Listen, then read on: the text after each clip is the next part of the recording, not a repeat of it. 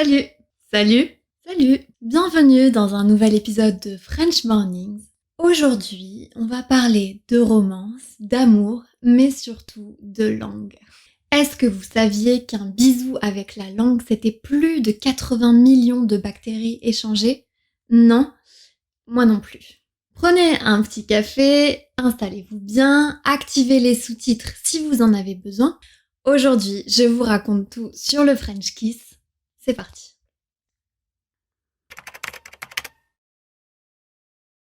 Ah, l'amour, le vrai, le grand, l'unique, celui qui donne des papillons dans le ventre, mais aussi l'envie de mettre sa langue dans la bouche de la personne qu'on aime.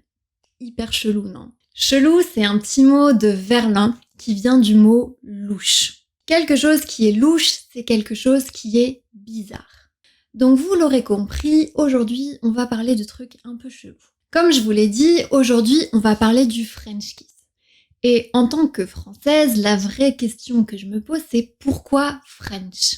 Est-ce que les Français l'ont inventé ou bien rendu célèbre? Et depuis combien de temps ça existe? Je sais que le monde entier se pose ces questions et je vais essayer d'y répondre aujourd'hui. Si on remonte aux premières origines du French Kiss, on se rend compte que c'est plutôt un bisou indien à la base. Il est déjà mentionné au 5e siècle avant notre ère dans un des livres les plus célèbres du monde, le Kama Sutra. On pense que cette pratique du French Kiss, qui à l'époque s'appelait pas comme ça, a été ramenée d'Inde par Alexandre le Grand et qu'ensuite ça s'est répandu dans tout l'Empire romain. Mais ça ne répond toujours pas à la question pourquoi French Kiss. Pour ça, il faut avancer un petit peu plus loin dans le temps. Au 19e et au début du 20e siècle, grâce au progrès de la navigation, beaucoup de riches Américains viennent visiter la France et certains d'entre eux font pour la première fois l'expérience du French Kiss. Alors, il faut un petit peu replacer les choses dans leur contexte. À cette époque, les États-Unis, c'était un pays quand même très influencé par le puritanisme, avec des règles de morale, des règles de société assez strictes en ce qui concerne le fait de mélanger sa langue avec celle d'un autre. Et on peut dire qu'en France, à ce moment-là, on avait une réputation un petit peu plus sulfureuse à ce niveau-là. Donc pour ces Américains qui venaient en France, c'était complètement fou de pouvoir embrasser quelqu'un avec la langue en plus, sans devoir ensuite se marier. Et en rentrant chez eux, ils ont bien entendu filer le bon plan à leurs copains en disant « Si vous allez en France, get a French kiss ». L'expression « filer un bon plan », ça veut dire donner une information intéressante à quelqu'un. Filer, c'est du langage familier pour dire donner. Et un bon plan, c'est une bonne affaire. Par exemple, un restaurant qui est très bon et qui est pas cher, c'est un bon plan. Donc cette expression French Kiss, elle est d'abord apparue aux États-Unis, elle s'est répandue un petit peu là-bas, et ensuite, avec la Première Guerre mondiale, beaucoup de soldats américains sont venus en France et ont contribué à répandre cette expression un petit peu plus en Europe et dans le monde occidental. Mais ici en France, French Kiss, c'est vraiment une expression qu'on n'emploie jamais. Donc non, on ne dit pas French Kiss, mais qu'est-ce qu'on dit quand on parle de bisous? Eh bien en France, il y a plusieurs types de bisous. Un des bisous qui a un petit peu disparu en ce moment, c'est la bise. Voilà, maintenant vous savez qu'on vit au temps du coronavirus. Donc la bise, c'est une pratique qui consiste à se dire bonjour en mettant sa joue l'un contre l'autre de chaque côté et en faisant un petit bruit de bisou. C'est ça la bise. En Belgique, on en fait une. À Paris, c'est 2. Dans le sud de la France, c'est 3. Selon les régions, ça peut varier.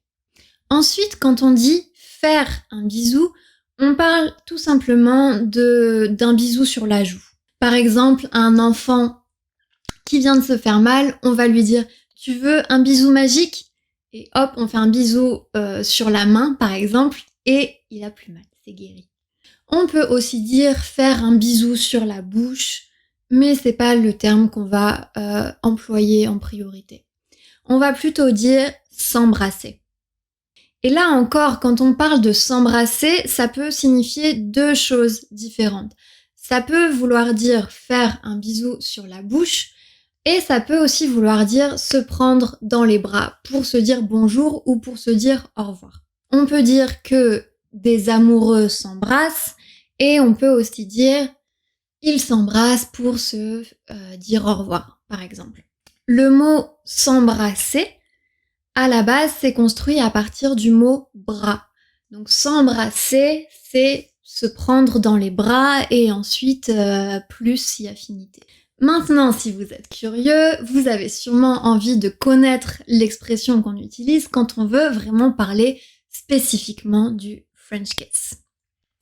En France, une des expressions qu'on utilise et qui est plutôt marrante, c'est rouler une pelle. Oui, j'ai bien dit une pelle. Ce petit outil de jardinage qu'on utilise pour creuser dans la terre et planter des petits géraniums, des pommes de terre, etc. Une pelle. Mais contrairement à ce qu'on pourrait penser, une pelle ici, ça vient pas de cet outil de jardinage, ça vient du mot peloter, le verbe peloter qui veut dire caresser passionnément. Une autre expression très courante encore aujourd'hui et que vous allez entendre beaucoup chez les jeunes, c'est pécho.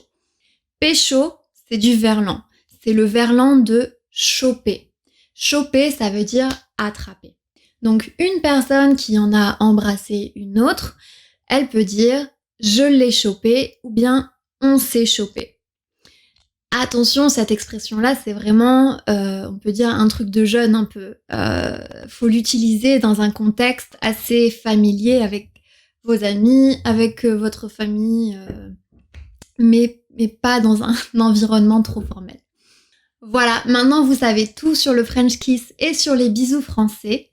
Dites-moi dans les commentaires à qui vous avez envie de faire un bisou une fois qu'on aura le droit d'arrêter de respecter cette distanciation sociale, ou bien dites-moi qui vous avez envie de pécho, je suis curieuse de savoir. Pensez à vous abonner à la chaîne de French Morning si vous avez envie d'être au courant des prochaines vidéos. Et en attendant, si vous voulez apprendre de nouvelles expressions, vous pouvez prendre des cours de français avec moi sur italki et je vous laisse le lien de mon profil dans la description. Je vous embrasse et je vous dis à très bientôt.